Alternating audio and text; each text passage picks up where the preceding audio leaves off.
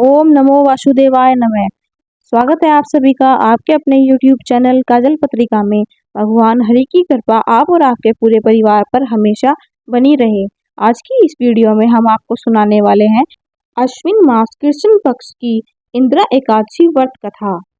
कथा इस प्रकार है। युधिष्ठिर बोले, हे मधुसूदन, अश्विन कृष्ण पक्ष की एकादशी का क्या नाम है, यह कृपा करके मुझसे कहिए। श्री कृष्ण जी बोले, अश्विन के कृष्ण पक्ष में इंदिरा नाम की एक एकादशी होती है, जो कि अधोगति को प्राप्त हुए पितरों को गति देने वाली है। राजन, सावधान पूर्वक होकर सुनो। पहले सत्य युग में शत्रुओं को दबाने वाला इंद्रसेन राजा था। वह महिष्मती पुरी में धर्म से प्रजा की रक्षा करते हुए राज करता था। वह पुत्र पौत्र और अन्य धन से युक्त और भगवान का परम भक्त था। एक दिन राजा सुख से सभा में बैठा था। बुद्धिमान नारद मुनि आकाश से उतरकर वहां आए। उनको आए हुए देखकर राजा हाथ जोड़कर खड़ा हो गया। विधि पूर्वक अर्घ्य देकर पूजन करके आसन पर बैठाया। सुख से बैठे हुए मुनि राजा से बोले, हे राजेंद्र, तुम्हारे सातों अंग प्रसन्न तो हैं, तुम्हारी बुद्धि धर्म में है, तुम भगवान की भक्ति करते हो ना। नारद जी का वचन सुनकर राजा बोले, हे मुनि, आपकी कृपा से मेरे सब जगह कुशल है। आपके दर्शन से मेरी सब यज्ञ की क्रिया सफल हो गई। हे विप्रो, आप कृपा करके अपने आने का कारण कहिए। यह सुनकर नारद जी बोले, हे नरपोत्तम, मैं ब्रह्मलोक से यमलोक गया। यमराज ने मेरा पूजन किया। सुंदर आसन पर बैठाकर धर्मात्मा सत्यवादी यमराज की मैंने प्रशंसा की।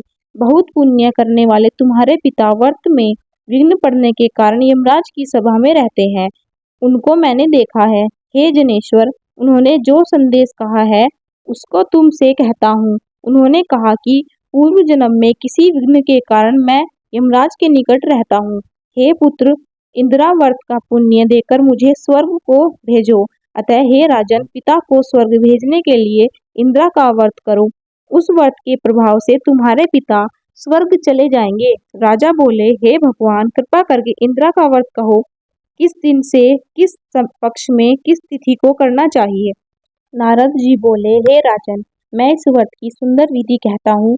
अश्विन कृष्ण पक्ष की दशमी को श्राद्ध पूर्वक चित्त से प्रातःकाल स्नान करें। पितरों को मध्याह्न के समय नदी आदि में स्नान करें। पितरों को प्रसन्न करने के लिए श्राद्ध पूर्वक श्राद्ध करें। एक बार भोजन करके रात में भूमि पर शयन करें। प्रातःकाल होने पर एकादशी को दातून कुल्ला करके मुक्त हुए।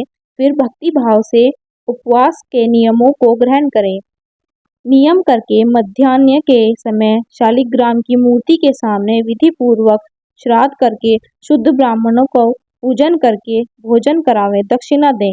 पितरों के श्राद्ध करने से जो अन्न बचा है उसको सूंघकर गौ को दे। भगवान का गंध पुष्प आदि से पूजन करें। ऐसा करने से तुम्हारे पिता स्वर्ग को चले जाएंगे। हे राजन, इस प्रकार कहकर मुनि अंत्य ध्यान हो गए। राजा ने विधि पूर्वक इस श्रेष्ठ व्रत को किया। हे कौतन्य, राजा ने रानी पुत्र और नौकरों सहित व्रत किया। उससे आकाश से फूलों की वर्षा हुई। उसका पिता गरुड़ पर बैठकर स्वर्ग को चला गया। इंदिरा एकादशी राजा भी निष्कंटक राजा करके गद्दी पर पुत्र को स्थापित करके स्वर्ग को चले गए। ये इंदिरा एकादशी के व्रत का महात्म्य मैंने तुमसे कहा। इसके पाठ करके और सुनने से मनुष्य सब पापों से आजाद हो जाता है। इस लोक में सब सुखों को भोगकर अंत में विष्णु लोक में बहुत दिन निवास करता है। फलाहार, इस दिन शालिग्राम भगवान का पूजन करें। इस दिन तिल गुड़ का सागार होता है। इस तरह अश्विन मास कृष्ण पक्ष की इंदिरा एकादशी व्रत कथा का समापन होता है। तो दोस्तों, यह थी आज की वीडियो। उम्मीद करती हूँ आपको यह वीडियो पसंद आई होगी। अगर आपको यह वीडियो पसंद आई है तो चैनल को लाइक करें, सब्सक्राइब करें, और जो चैनल पर पहली बार आए हैं वह चैनल को सब्सक्राइब करके बेल आइकन पर प्रेस जरूर कीजिएगा। मिलते हैं अगली वीडियो में, तब तक के लिए ओम हरि।